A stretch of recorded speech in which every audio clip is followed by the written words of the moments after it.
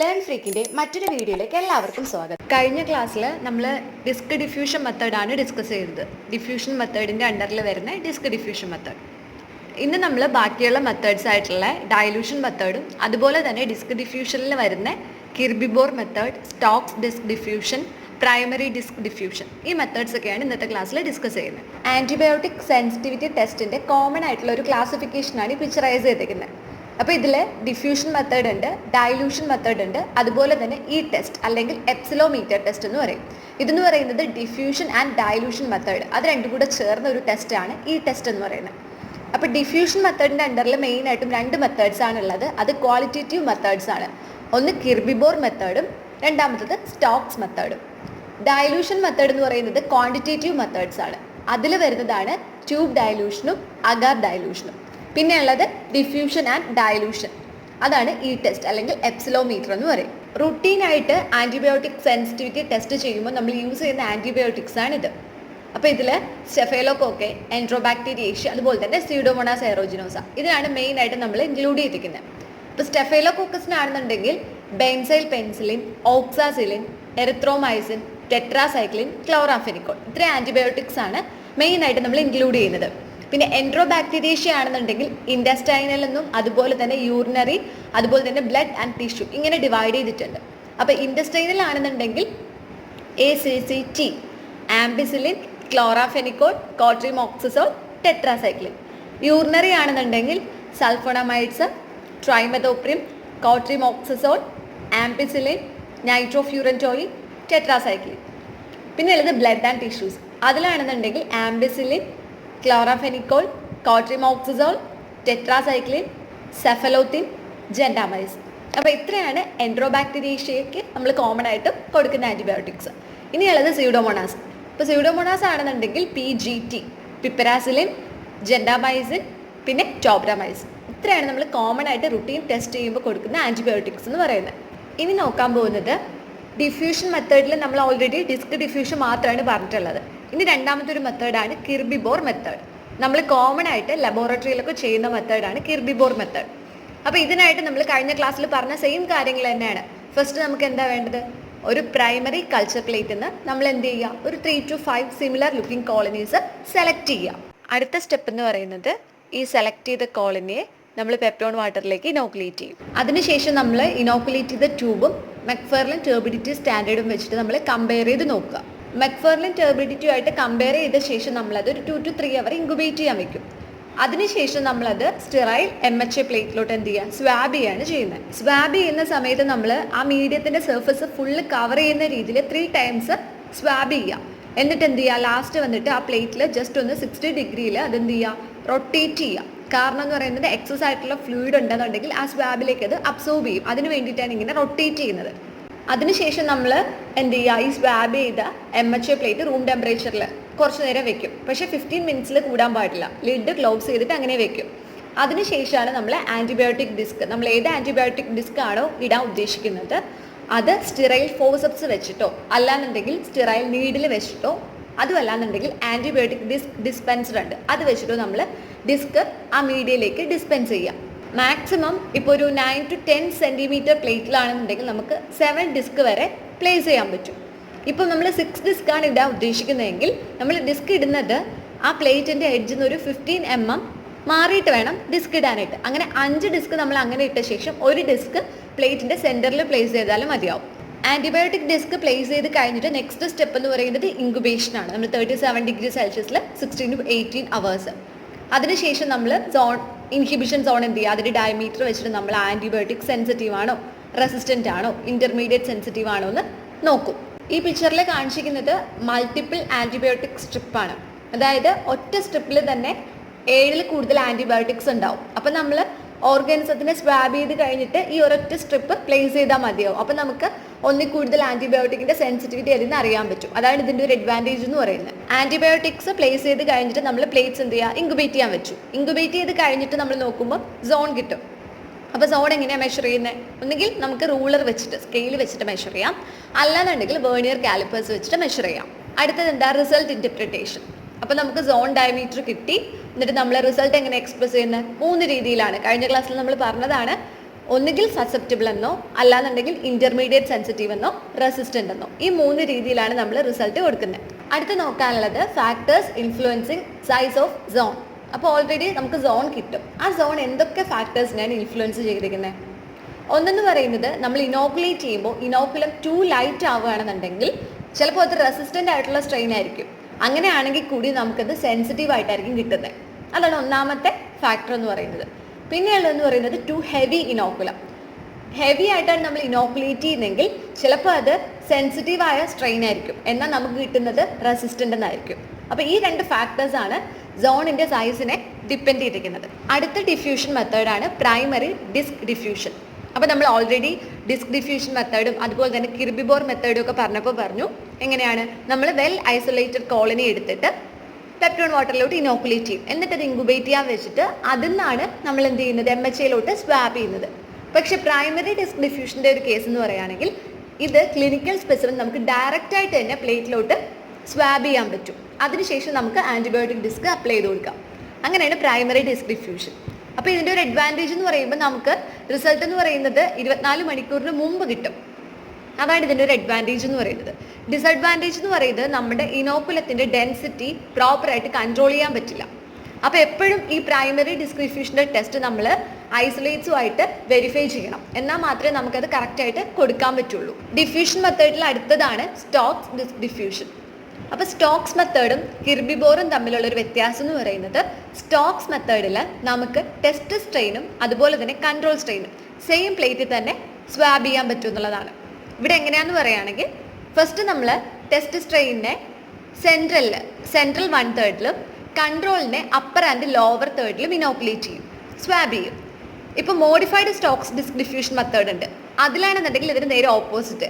Test സ്ട്രെയിനെ നമ്മൾ അപ്പറും ലോവറിലും inoculate ചെയ്യും. അതിനുശേഷം കൺട്രോളിനെ സെൻട്രലായിരിക്കും ഇനോക്കുലേറ്റ് ചെയ്യുന്നത്. അതിനുശേഷം നമ്മൾ ആൻറ്റിബയോട്ടിക് ഡിസ്ക് അപ്ലൈ ചെയ്യുന്നത് ഈ സ്റ്റാൻഡേർഡിനും ടെസ്റ്റിനും ബിറ്റ്വീൻ ആയിട്ടായിരിക്കും. അതാണ് സ്റ്റോക്സ് ഡിസ്ക് ഡിഫ്യൂഷൻ. ഈ പിക്ചറിൽ കൊടുത്തിരിക്കുന്നത് മോഡിഫൈഡ് സ്റ്റോക്സ് മെത്തേഡാണ്. അതായത് ടെസ്റ്റ് സ്ട്രെയിനെ നമ്മൾ അപ്പർ ആൻഡ് ലോവർ എൻഡിലും കൺട്രോൾ സ്ട്രെയിൻ സെൻട്രലിലായിരിക്കും കൊടുത്തിരിക്കുന്നത്, സ്വാബ് ചെയ്തിരിക്കുന്നത്. അതിനുശേഷം ഇതിന് ബിറ്റ്വീൻ ആയിട്ടായിരിക്കും നമ്മൾ ആൻറ്റിബയോട്ടിക് ഡിസ്ക്, അതായത് കൺട്രോളിനും ടെസ്റ്റിനും ബിറ്റ്വീൻ ആയിട്ടായിരിക്കും നമ്മൾ ആൻറ്റിബയോട്ടിക് അപ്ലൈ ചെയ്യുന്നത്. അടുത്തത് ഡൈല്യൂഷൻ മെത്തേഡ്സ്. അപ്പോൾ ഡൈല്യൂഷൻ മെത്തേഡ് മെയിനായിട്ടും യൂസ് ചെയ്യുന്നത് ആൻറ്റിബയോട്ടിക്കിൻ്റെ മിനിമം കോൺസെൻട്രേഷനിൽ അതിന് എത്രത്തോളം മൈക്രോ ഓർഗാനിസത്തിനെ കില്ല് ചെയ്യാനുള്ള എബിലിറ്റി അല്ലെങ്കിൽ ഇൻഹിബിറ്റ് ചെയ്യാൻ പറ്റും, ഇത് കണ്ടുപിടിക്കാനാണ് നമ്മൾ ഡൈല്യൂഷൻ മെത്തേഡ് ചെയ്യുന്നത്. അപ്പോൾ ഡൈല്യൂഷനിൽ മെയിനായിട്ട് നമ്മൾ ആൻറ്റിബയോട്ടിക്സിന് ഡൈല്യൂട്ട് ചെയ്തിട്ടാണ് ഇത് ചെയ്യുന്നത്. അപ്പോൾ ഇത് നമുക്ക് അഗാറിലും ചെയ്യാം, അല്ലാന്നുണ്ടെങ്കിൽ ബ്രോത്ത് മീഡിയയിലും ചെയ്യാവുന്നതാണ്. ഇതിൽ നമ്മൾ 2 കാര്യങ്ങളാണ് നോക്കുന്നത്. ഒന്ന് MIC, പിന്നുള്ളത് MBC. MIC എന്ന് പറയുന്നത് മിനിമം ഇൻഹിബിറ്ററി കോൺസെൻട്രേഷൻ, MBC എന്ന് പറയുമ്പോൾ മിനിമം ബാക്ടീരിയസിഡൽ കോൺസെൻട്രേഷൻ. അപ്പോൾ ഇവിടെ ഓർക്കേണ്ട 2 ടേംസ് എന്ന് പറയുന്നത് ഇൻഹിബിറ്ററിയും ബാക്ടീരിയസിഡലുമാണ്. ബാക്ടീരിയസിഡൽ എന്ന് പറയുമ്പോഴത്തേക്കും നമ്മൾ ആൻറ്റിബയോട്ടിക്കിനെ ഡൈല്യൂട്ട് ചെയ്തിട്ട് ഏറ്റവും ലോവസ്റ്റ് കോൺസെൻട്രേഷനിലുള്ള ഡൈല്യൂഷന് ബാക്ടീരിയ കില്ല് ചെയ്യാനുള്ള കപ്പാസിറ്റി, അതാണ് MBC. ഇൻഹിബിറ്ററി എന്ന് പറയുമ്പോഴത്തേക്കും ആൻറ്റിമൈക്രോബിയൽ ഏജൻറ്റിനെ നമ്മൾ ഡയലൂട്ട് ചെയ്തിട്ട് അതിൽ ഏറ്റവും ലോവസ്റ്റ് കോൺസെൻട്രേഷനിൽ വരുമ്പോൾ ബാക്ടീരിയയുടെ ഗ്രോത്തിനെ ഇൻഹിബിറ്റ് ചെയ്യാനുള്ള ഒരു കപ്പാസിറ്റി, അതാണ് മിനിമം ഇൻഹിബിറ്ററി കോൺസെൻട്രേഷൻ എന്ന് പറയുന്നത്. ഈ പിക്ചർ നോക്കുമ്പോൾ നിങ്ങൾക്ക് കുറച്ചുകൂടെ മനസ്സിലാവും എന്താണ് MIC അല്ലെങ്കിൽ MBC എന്ന്. അപ്പോൾ ഫസ്റ്റ് നമുക്കിതിൻ്റെ ഡെഫിനിഷൻ മനസ്സിൽ വരണം. MIC എന്താണ്? ഇൻഹിബിറ്ററി കോൺസെൻട്രേഷൻ ആണ്. MBC എന്ന് പറയുമ്പോൾ ബാക്ടീരിയസിഡൽ കോൺസെൻട്രേഷൻ ആണ്. അപ്പോൾ നമുക്കിവിടെ വേണ്ട കാര്യം എന്ന് പറയുന്നത് നമ്മൾ ആൻറ്റിബയോട്ടിക്കിനെ സീരിയലി ഡൈലൂട്ട് ചെയ്തിട്ടുണ്ടാവും, അത് മുള്ളർ ഹിൻഡൻ ബ്രോത്തിൽ. എന്നിട്ട് നമ്മൾ അതിലേക്ക് ബാക്ടീരിയ ഇനോക്കുലേറ്റ് ചെയ്യും. അപ്പോൾ ഇവിടെ ശ്രദ്ധിക്കേണ്ട ഒരു കാര്യം എന്ന് പറയുന്നത് നമ്മൾ ആൻറ്റിബയോട്ടിക് എന്താ ഡിക്രീസിങ് കോൺസെൻട്രേഷനിലാണ് ഇവിടെ അറേഞ്ച് ചെയ്തിരിക്കുന്നത്. അതായത് ഫസ്റ്റ് 64, അവിടെ നിന്ന് പിന്നെ കുറഞ്ഞാണ് പോകുന്നത്. 32, 16, 8, 4, 2, 1, പിന്നെ ഒരു കൺട്രോൾ ട്യൂബ്. അപ്പോൾ നമുക്ക് ഫസ്റ്റ് എന്താ നോക്കേണ്ടത്? MIC, minimum inhibitory concentration. അതായത് ഇവിടെ നമ്മൾ ഡയലൂട്ട് ചെയ്തേക്കുന്നതിൽ ഏറ്റവും ലോവസ്റ്റ് കോൺസെൻട്രേഷൻ ഏതാണോ അതിൽ ബാക്ടീരിയയുടെ വിസിബിൾ ഗ്രോത്ത് ഇല്ലാത്തത്, അതാണ് നമുക്ക് MIC ആയിട്ട് എടുക്കാറുണ്ട്. അപ്പോൾ ഇവിടുത്തെ വിസിബിൾ ഗ്രോത്ത് ഇല്ലാത്ത ട്യൂബ്സ് ഏതൊക്കെയാണ്? ഫസ്റ്റത്തെ 4 ട്യൂബ് 64, 32, 16, 8. ബാക്കി 4 ട്യൂബ്സ് 4, 2, 1 കൺട്രോൾ ട്യൂബ്സ്. ഇതിലെല്ലാം തന്നെ നമുക്ക് വിസിബിൾ ബാക്ടീരിയൽ ഗ്രോത്ത് അറിയാൻ പറ്റും. അതായത് ടർബിഡിറ്റി ഉണ്ട്, അപ്പോൾ നമുക്കറിയാമല്ലോ ഗ്രോത്ത് ഉണ്ടെന്ന്. അപ്പോൾ ആ 4 ട്യൂബ് നമ്മൾ നോക്കേണ്ട ആവശ്യമില്ല. നമുക്ക് നോക്കേണ്ടത് 64, 32, 16, 8 ഈ 4 ട്യൂബ്സിൽ ഇനി ഏറ്റവും ലോവസ്റ്റ് കോൺസെൻട്രേഷനിൽ ബാക്ടീരിയയുടെ ഗ്രോത്തിനെ ഇൻഹിബിറ്റ് ചെയ്തിട്ടുള്ള ട്യൂബാണ് ഇവിടുത്തെ MIC. അപ്പോൾ ഇതിൽ ഏറ്റവും ലോവസ്റ്റ് കോൺസെൻട്രേഷൻ ഏതാ? ഈ 4 ട്യൂബിൽ 64, 32, 16, 8 അല്ലേ? അപ്പോൾ 8 ആണ് ഇവിടുത്തെ MIC എന്ന് പറയുന്നത്. ഇനി നമുക്ക് എന്താ നോക്കേണ്ടത്? MBC, അതായത് ബാക്ടീരിയ കില്ല് ചെയ്തിട്ടുള്ള കോൺസെൻട്രേഷൻ. അപ്പോൾ ഈ 4 ട്യൂബാണ് നമുക്ക് നോക്കേണ്ടത്. 64, 32, 16, 8 ഈ 4 ട്യൂബിൽ ഇപ്പോൾ MIC ആണ് നമ്മൾ പറഞ്ഞത്. ഇനി ബാക്ടീരിയ സിഡൽ എന്ന് പറയുമ്പോൾ ബാക്ടീരിയ കില്ല് ചെയ്തിട്ടുള്ളത് ഏത് ട്യൂബിലെ കോൺസെൻട്രേഷൻ ആണ് കണ്ടുപിടിക്കണം. അതിനായിട്ട് നമ്മൾ ഈ MIC ട്യൂബ്സിനെ കുറച്ചൊന്ന് എക്സ്റ്റെൻഡ് ചെയ്യുക എന്ന് പറഞ്ഞാൽ അതിനെ നമ്മൾ സബ് കൾച്ചർ ചെയ്യുക. അപ്പോൾ ഇവിടെ നമ്മൾ സബ് കൾച്ചർ ചെയ്യാൻ യൂസ് ചെയ്യുന്നത് ആൻറ്റിബയോട്ടിക് ഫ്രീ ആയിട്ടുള്ള ന്യൂട്രിയൻ്റ് അഗാർ മീഡിയയാണ്, ന്യൂട്രിയൻ്റ് അഗാർ പ്ലേറ്റ് ആണ്. അപ്പോൾ ഈ 4 ട്യൂബിൽ നിന്ന്, അതായത് 64 ഒരു ഫ്രഷ് ന്യൂട്രിയൻ്റ് അഗാർ പ്ലേറ്റിലോട്ട് സ്ട്രീക്ക് ചെയ്യുക, 32 ചെയ്യുക, 16 ചെയ്യുക, അതുപോലെ തന്നെ 8 ചെയ്യുക. എന്നിട്ട് നമ്മൾ എന്ത് ചെയ്യുക? ഇൻക്യുബേറ്റ് ചെയ്യാൻ വെക്കും. ഇൻക്യുബേഷൻ കഴിഞ്ഞിട്ട് നോക്കുമ്പോൾ എങ്ങനെയാണ് കാണുന്നത്? 16 8 ചെയ്ത പ്ലേറ്റിൽ എന്താ ഗ്രോത്ത് നമുക്ക് കാണാൻ പറ്റുന്നുണ്ട്. അപ്പോൾ അവിടെ എന്താ ബാക്ടീരിയ ഉണ്ട്. 32, 64 നോക്കി, അതിന് നമ്മൾ, അതായത് ബാക്ടീരിയ ഉള്ള ട്യൂബിൽ നിന്ന് എടുത്തിട്ട് നമ്മൾ കൾച്ചർ ചെയ്ത് നോക്കിയതാണ്. അപ്പോൾ അതിലെന്താ ഗ്രോത്ത് ഇല്ല. അപ്പോൾ എന്താ മനസ്സിലാക്കാൻ പറ്റുന്നത്? 32 ആണ് അവിടെ ബാക്ടീരിയസിഡൽ, അതായത് മിനിമം ബാക്ടീരിയസിഡൽ കോൺസെൻട്രേഷൻ എന്ന് പറയുന്നത്. 64 എന്തായാലും അല്ലല്ലോ, കാരണം 32 അല്ലേ ചേർത്തതില്ല. 64 എന്ന് പറയുമ്പോഴത്തേക്കും ഏറ്റവും ഹയസ്റ്റ് ആയിട്ടുള്ള കോൺസെൻട്രേഷൻ ആണ് അവിടുത്തെ. അപ്പോൾ ഏറ്റവും ലോവസ്റ്റ് കോൺസെൻട്രേഷനിൽ ബാക്ടീരിയ കില്ല് ചെയ്യാനുള്ള കപ്പാസിറ്റിയുള്ള ആ കോൺസെൻട്രേഷനുള്ള ട്യൂബാണ് നമ്മൾ MBC ആയിട്ട് എടുക്കുന്നത്. അപ്പോൾ ഇവിടുത്തെ MBC എന്ന് പറയുന്നത് 32 ആണ്. MIC എന്ന് പറയുമ്പോഴത്തേക്കും ഇൻഹിബിഷൻ ആണ് അവിടെ നടക്കുന്നത്, അല്ലാതെ കില്ലിംഗ് അല്ല നടക്കുന്നത്. അപ്പോൾ MIC കിട്ടിയത് നമുക്ക് 8 എന്നുള്ള ട്യൂബാണ്. പക്ഷെ MBC എന്ന് പറയുന്നത് ആ ട്യൂബിൽ കംപ്ലീറ്റ് ആയിട്ട് ബാക്ടീരിയ കില്ല് ചെയ്തിട്ടുണ്ട്. അതാണ് 32 എന്ന് പറയുന്ന ആ ഡയലൂഷൻ. അടുത്തത് ബ്രോത്ത് ഡയലൂഷൻ മെത്തേഡ്സ്. നമ്മളിപ്പോൾ ഈ പറഞ്ഞ കാര്യങ്ങളൊക്കെ തന്നെയാണ് ഇതിൽ പറയാനുള്ളത്. ആദ്യം നമ്മൾ ആ ട്യൂബ്സിൽ എന്താ വേണ്ടത്? മുള്ളർ ഹിൻഡഡ് ബ്രോത്ത് ആണ്. അതിൽ നമ്മൾ സീരിയലി ഡയലൂട്ട് ചെയ്തിട്ടുള്ള ആൻറ്റിബയോട്ടിക്സ് ആഡ് ചെയ്തിട്ടുണ്ടാവും. അതിനുശേഷം നമ്മൾ ടെസ്റ്റ് ബാക്ടീരിയം ആ ട്യൂബിൽ ഇനോക്കുലേറ്റ് ചെയ്ത് കൊടുക്കും. എന്നിട്ട് നമ്മൾ എന്ത് ചെയ്ത് 37 ഡിഗ്രി സെൽഷ്യസിൽ 16 to 18 hours ഇൻക്യുബേറ്റ് ചെയ്യും. ഫസ്റ്റ് നമുക്ക് MIC നോക്കാം. MIC എന്ന് പറയുന്നത് ഏറ്റവും lowest concentration of drug at which there is no visible growth. അതായത് ഏറ്റവും ലോവസ്റ്റ് കോൺസെൻട്രേഷനിൽ നമ്മൾ വെച്ച് നോക്കുമ്പോഴത്തേക്കും വിസിബിൾ ആയിട്ട് ഗ്രോത്ത് ഒന്നും വരരുത്. അതാണ് ഞാൻ ഫസ്റ്റ് 4 ട്യൂബിൻ്റെ കാര്യം പറഞ്ഞത്. അതായത് ഫുള്ള് നമ്മൾ നോക്കുമ്പോഴത്തേക്കും 4, 2, 1 കൺട്രോൾ, അതിൽ നമുക്ക് വിസിബിൾ ഗ്രോത്ത് കാണാം. 64, 32, 16, 18 ഇങ്ങനെ ആൻറ്റിമൈക്രോബിയൽ സൊല്യൂഷൻ ഡയലൂട്ട് ചെയ്തിട്ടുള്ള ട്യൂബിലാണെന്നുണ്ടെങ്കിൽ ഗ്രോത്ത് ഇല്ല. അപ്പോൾ അതിലെ ഏറ്റവും ലോവസ്റ്റ് കോൺസെൻട്രേഷനിൽ ഗ്രോത്ത് ഇല്ലാത്തതാണ് MIC എന്ന് പറയുന്നത്. അപ്പോൾ അവിടുത്തെ ഏറ്റവും ലോവസ്റ്റ് കോൺസെൻട്രേഷൻ ഏതാ? 64 അല്ല, 32 അല്ല, 16 അല്ല. അപ്പോൾ ഏതാ? 8. അതാണ് അവിടെ ആ 8 എന്ന് പറയുന്ന ആ ട്യൂബാണ് അവിടുത്തെ MIC അല്ലെങ്കിൽ മിനിമം ഇൻഹിബിറ്ററി കോൺസെൻട്രേഷൻ എന്ന് പറയുന്നത്. ഇനി നമുക്ക് ഈ മിനിമം ഇൻഹിബിറ്ററി കോൺസെൻട്രേഷനെ കുറച്ച് എക്സ്റ്റെൻഡ് ചെയ്യുമ്പോൾ അതാണ് MBC അല്ലെങ്കിൽ മിനിമം ബാക്ടീരിയസിഡൽ കോൺസെൻട്രേഷൻ എന്ന് പറയുന്നത്. അതായത് വിസിബിൾ ഗ്രോത്ത് ഇല്ലാത്ത 4 ട്യൂബ്സ് 64, 32, 16, 8 അതിന് നമ്മൾ ഫ്രഷ് ആയിട്ടുള്ള ഒരു ന്യൂട്രിയൻ്റ് അഗാർ പ്ലേറ്റ്. അപ്പോൾ ആ ന്യൂട്രിയൻ്റ് അഗാർ പ്ലേറ്റിൻ്റെ പ്രത്യേകത എന്താ? അതിൽ ആൻറ്റിമൈക്രോബിയൽ ഏജൻറ്റ് ഉണ്ടാവാൻ പാടില്ല. അതിലോട്ട് നമ്മൾ സ്ട്രീക്ക് ചെയ്യുക. സ്ട്രീക്ക് ചെയ്ത് കഴിഞ്ഞിട്ട് എന്ത് ചെയ്യാം? എന്നിട്ട് നമ്മൾ ആ പ്ലേറ്റ്സിനെ എന്ത് ചെയ്യുക? ഇൻക്യുബേറ്റ് ചെയ്യാൻ വെക്കും. എന്നിട്ട് ഗ്രോത്ത് ഉണ്ടോ ഇല്ലയോ നോക്കും. അപ്പോൾ നിങ്ങൾ ഈ പിക്ചറൂടെ വെച്ചിട്ട് വേണം ഇത് നോക്കാനായിട്ട്. നമ്മൾ ആദ്യം തന്നെ നോക്കുക. എപ്പോഴും ഓർക്കേണ്ട ഒരു കാര്യം എന്ന് പറയുന്നത് ആൻറ്റിബയോട്ടിക് നമ്മൾ ഡിക്രീസിങ് കോൺസെൻട്രേഷനിലാണ് ഡയലൂട്ട് ചെയ്തിരിക്കുന്നത്. 64, 32, 16, 8, 4, 2, 1 അങ്ങനെയാണ് എന്ത് ചെയ്തിരിക്കുന്നത്? ഡയലൂട്ട് ചെയ്തിരിക്കുന്നത്. അപ്പോൾ MBC എന്ന് പറയുന്നത് മിനിമം ബാക്ടീരിയസിഡൽ കോൺസെൻട്രേഷൻ ആണ്. അപ്പോൾ ഇവിടെ നമ്മൾ സ്ട്രീക്ക് ചെയ്ത് അല്ലെങ്കിൽ സബ് കൾച്ചർ ചെയ്ത ട്യൂബ്സ് ഏതൊക്കെയായിരുന്നു? 64, 32, 16, 8 ആ 4 ട്യൂബിലെ ഏറ്റവും ലോവസ്റ്റ് കോൺസെൻട്രേഷൻ 8 ആണ്. പക്ഷേ 8 എടുത്ത് സബ് കൾച്ചർ ചെയ്ത ട്യൂബിലല്ല പ്ലേറ്റിൽ എന്തുണ്ട്? ഗ്രോത്ത് ഉണ്ട്. 16 ഗ്രോത്ത് ഉണ്ട്. ഗ്രോത്ത് ഇല്ലാത്ത 2 ട്യൂബ്സ് ഏതൊക്കെയായിരുന്നു? 64 സ്ട്രീക്ക് ചെയ്തതും 32 എടുത്ത് ചെയ്തതും. അപ്പോൾ അതിൽ ഏറ്റവും ലോവസ്റ്റ് ഏതാ? 64 ആണോ 32 ആണോ? 32. അപ്പോൾ അതാണ് അവിടുത്തെ മിനിമം ബാക്ടീരിയസിഡൽ കോൺസെൻട്രേഷൻ എന്ന് പറയുന്നത്. പക്ഷെ നമ്മൾ MIC നോക്കി എന്ന് പറയുന്നത് മിനിമം ഇൻഹിബിറ്ററി ആണ്. അതായത് നമ്മൾ 4, 2, 1 കൺട്രോൾ. ആ ട്യൂബിനെ മാറ്റേണ്ട കാര്യം നമുക്കത് വിസിബിൾ അറിയാൻ പറ്റും ബാക്ടീരിയയുടെ ഗ്രോത്ത്.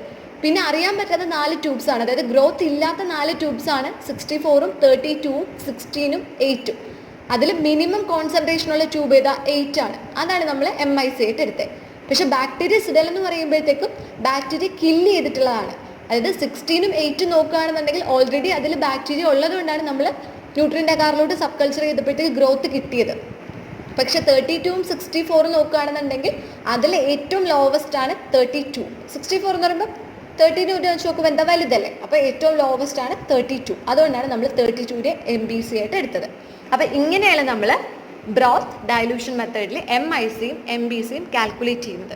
അപ്പോൾ ഓർക്കേണ്ട ഒരു കാര്യം എന്ന് പറയുന്നത് ഇതിൻ്റെ ഫുൾ ഫോം തന്നെ ഓർത്താൽ മതി. MIC minimum inhibitory concentration, MBC എന്ന് പറയുമ്പോൾ ബാക്ടീരിയ സിഡലാണ്, അതായത് ബാക്ടീരിയ ഉണ്ടാവാൻ പാടില്ല, ബാക്ടീരിയ കില്ല് ചെയ്തിട്ടുണ്ടായിരിക്കണം. അടുത്തത് MICയുടെ യൂസസ് എന്തൊക്കെയാണെന്നുള്ളതാണ്. ഒന്നാമത്തെ യൂസ് എന്ന് പറയുന്നത് ബാക്ടീരിയൽ എൻഡോകാർഡൈറ്റിസിന്റെ ട്രീറ്റ്മെന്റ്. പിന്നെ ഉള്ളത് സ്ലോ ഗ്രോയിങ് ഓർഗാനിസത്തിന്റെ സെൻസിറ്റിവിറ്റി ടെസ്റ്റ് ചെയ്യാൻ. ഇപ്പോൾ ഒരു എക്സാമ്പിൾ പറയുകയാണെന്നുണ്ടെങ്കിൽ ട്യൂബർക്കിൾ ബാസിലെ പോലുള്ള ബാക്ടീരിയയുടെ. പിന്നെ എന്ന് പറയുമ്പോഴത്തേക്കും നമ്മൾ ആന്റിബയോട്ടിക് റെസിസ്റ്റൻസ്, ചെറിയ രീതിയിലുള്ള റെസിസ്റ്റൻസ് ഒക്കെ കിട്ടുകയാണെന്നുണ്ടെങ്കിൽ അപ്പോൾ അതിന് വേണ്ടിയിട്ടൊക്കെ നമ്മൾ MIC ചെയ്യാറുണ്ട്. അപ്പോൾ ഇതൊക്കെയാണ് മെയിൻ ആയിട്ടുള്ള മിനിമം ഇൻഹിബിറ്ററി കോൺസെൻട്രേഷൻ്റെ യൂസസ് എന്ന് പറയുന്നത്. അടുത്തത് agar dilution method. Agar dilution മെത്തേഡിൽ ആൻറ്റിബയോട്ടിക്കിനെ നമ്മൾ സീരിയലി ഡൈലൂട്ട് ചെയ്യും. സെവറൽ ഡൈലൂഷൻസ് പ്രിപ്പയർ ചെയ്ത് കഴിഞ്ഞിട്ട് അത് പ്ലേറ്റ്സിലോട്ട് പോർ ചെയ്യും.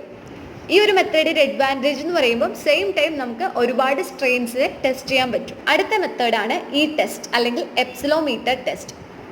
ഈ ടെസ്റ്റ് എന്ന് പറയുന്നത് അഗാർ ഡിഫ്യൂഷൻ സെൻസിറ്റിവിറ്റി ടെസ്റ്റിൻ്റെ റീസെൻറ്റ് മോഡിഫിക്കേഷനാണ്. ഇതൊരു ക്വാണ്ടിറ്റേറ്റീവ് മെത്തേഡാണ്. അപ്പോൾ ഇവിടെ നമ്മൾ യൂസ് ചെയ്യുന്നത് ഡൈലൂഷനും അതുപോലെ തന്നെ ആൻറ്റിബയോട്ടിക്കിൻ്റെ ഡിഫ്യൂഷൻ, ഈ രണ്ട് മെത്തേഡ്സിൻ്റെ പ്രിൻസിപ്പിൾ കമ്പൈൻ ചെയ്തിട്ടാണ് ഈ ഒരു ടെസ്റ്റിൽ നമ്മൾ MIC ഡിറ്റക്ട് ചെയ്യുന്നത്. അപ്പോൾ പിക്ചറിൽ നിങ്ങൾക്ക് കാണാം എറിത്രോമൈസിൻ എന്ന് പറയുന്ന ആൻറ്റിബയോട്ടിക്കിൻ്റെ ഈ സ്ട്രിപ്പാണ് കാണിച്ചിരിക്കുന്നത്. ഇതെന്ന് പറയുന്നത് ഒരു അബ്സോർബൻ സ്ട്രിപ്പാണ്. ഈ സ്ട്രിപ്പിൽ നമ്മൾ ഓൾറെഡി ഡൈലൂട്ട് ചെയ്തിട്ടുള്ള, അതായത് ആൻറ്റിബയോട്ടിക് സീരിയലി ഡൈലൂട്ട് ചെയ്തിട്ടുണ്ടാവും, അത് ഇതിലേക്ക് ഇമോബിലൈസ് ചെയ്ത് കൊടുത്തിട്ടുണ്ടാവും. എന്നിട്ടാണ് നമ്മൾ യൂഷ്വലി ചെയ്യുന്ന പോലെ എന്ത് ചെയ്യും, MHAയിൽ നമ്മൾ ഓർഗാനിസത്തിനെ സ്വാബ് ചെയ്യും. അതിനുശേഷം നമ്മൾ ഈ സ്ട്രിപ്പ് അതിലേക്ക് സെൻട്രലായിട്ട് പ്ലേസ് ചെയ്യും, എന്നിട്ട് ഇൻക്യുബേറ്റ് ചെയ്യും. ഇൻക്യുബേറ്റ് ചെയ്ത് കഴിഞ്ഞ് നോക്കുമ്പോൾ നമുക്കിങ്ങനെ ടിയർ ഡ്രോപ്പ് ഷേപ്പ്, അങ്ങനെ പറയുന്ന ടിയർ ഡ്രോപ്പ് ഷേപ്പ് അല്ലെങ്കിൽ എലിപ്റ്റിക്കൽ സോൺ ഓഫ് ഇൻഹിബിഷൻ, അത് വെച്ചിട്ടാണ് നമ്മൾ MIC കാൽക്കുലേറ്റ് ചെയ്യുന്നത്. അപ്പോൾ ഇവിടുത്തെ MIC എന്ന് പറയുന്നത് ഏറ്റവും ലോവസ്റ്റ്, അതായത് ആ എഡ്ജ് വന്നിട്ട് ആ സ്ട്രിപ്പ് ഇൻ്റർസെക്റ്റ് ചെയ്യുന്ന ആ എഡ്ജാണ് അവിടുത്തെ MIC എന്ന് പറയുന്നത്. ഇത്രയാണ് ആൻറ്റിബയോട്ടിക് സെൻസിറ്റിവിറ്റി ടെസ്റ്റ്. ഇനി നെക്സ്റ്റ് ക്ലാസ്സിൽ നോക്കാനുള്ളത് automation in antibiotic sensitivity test.